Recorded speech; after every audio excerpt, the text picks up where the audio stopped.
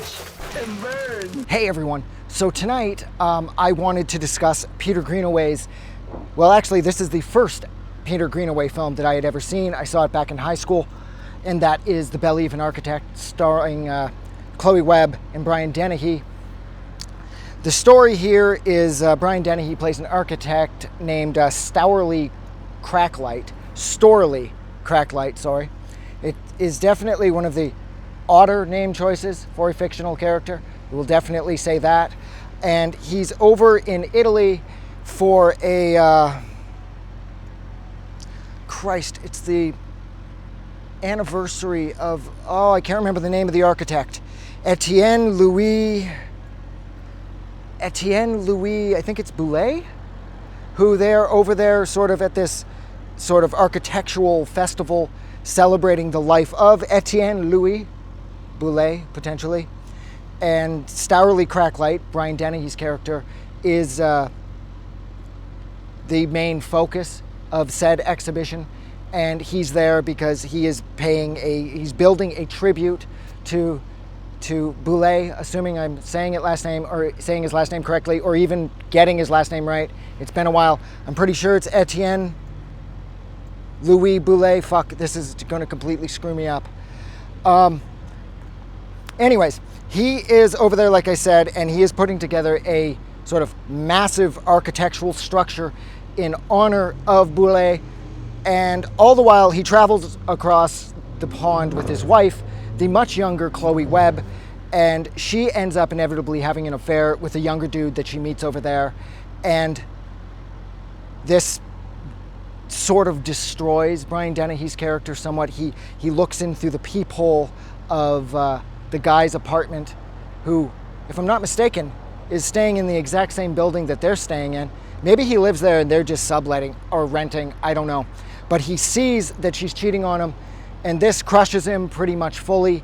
And he ends up having an affair with this photographer in absolutely one of the best shot, and one of the, compositionally speaking too, it's like a perfect marriage of sight and sound, with how Sacha Virney decided to shoot the scene where Dennehy and the photographer are sort of meeting in her bedroom, and how well it's so perfectly lit.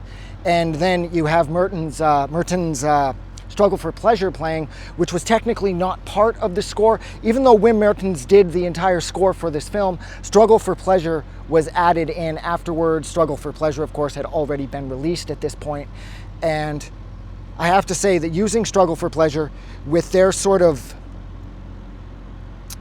that back and forth thing they're doing in the bedroom with the photos everywhere, where she's wrapping the roll of negatives around him, and then she sort of takes her clothes off. And I just love how the lighting is so simple in that scene, and yet it is so captivating, and it's so elegant. And I know that it's Struggle for Pleasure that certainly helps elevate that scene to that level. But Sacha Virney, this, if I'm not mistaken too, this was the first film that, first of Peter Greenaway's films that Sacha Virney had photographed. And he would be his most focused and most featured collaborator for the rest of his films until his death. And he did such a good job with this movie. So inevitably, it ends with Cracklight choosing to take his life at the big ceremony at the end of the film. And he lands on a car, and he's dead, and that's that. And it's almost like he went kind of mad. At the same time, too, I'm pretty sure he was developing stomach cancer, or he had developed stomach cancer, unfortunately. But nonetheless, he had sort of become kind of unhinged. And I just love the language that this movie uses to communicate its message to the viewers, to the people watching it at home. I love how Peter Greenaway always puts the visuals first and the story second. It's such a unique way to make movies. And I'm not saying that the story is less than the visuals. That's never the case. The story in this movie is incredibly well written. It's incredibly well thought out. But I love how Greenaway attacks his films more from like the aspect that they are a painting, that he literally has a number of paintbrushes and he is physically painting. He just happens to be using a camera. This was like the first movie that I saw back in high school that showed me that movies could be more. Like, I had already seen Koyaanisqatsi at this point, so I knew that movies could be more than just simply narrative-driven vehicles to sort of, I don't know, especially at that point I was watching a lot of Rambo, so movies to me were always about shooting and killing. And Koyaanisqatsi showed me how a film could be used to sort of get a message across about, you know, the damaging effects humans are having on the environment.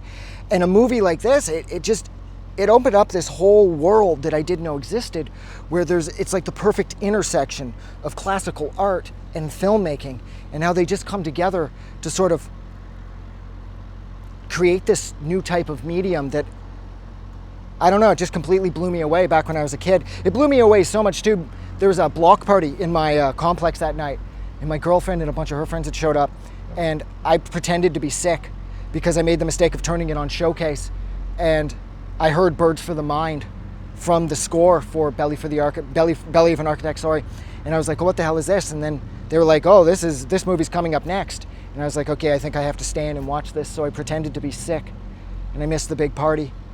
And here it is a million years later, and I couldn't care less. The party's a party. But seeing a movie like this for the first time, that is something truly unique and something spectacular and something so, like, life-defining. I'm gonna go. So thank you so much for hanging out with me for pushing 7 minutes while I discuss Peter Greenaway, I believe his 1987 film, The Belly of an Architect. If you liked this review or whatever it was, don't forget to do something nice for somebody. You guys are amazing. Have a good night. I just wanted to say thank you for making it through the entire video. I really appreciate it. And I'm going to remind everyone one more time, even though I've probably already done this in the video that you just watched, to please click the like button as well as the subscribe button, because it helps this channel grow. And thank you for hitting like and subscribe, and we will see you guys really soon.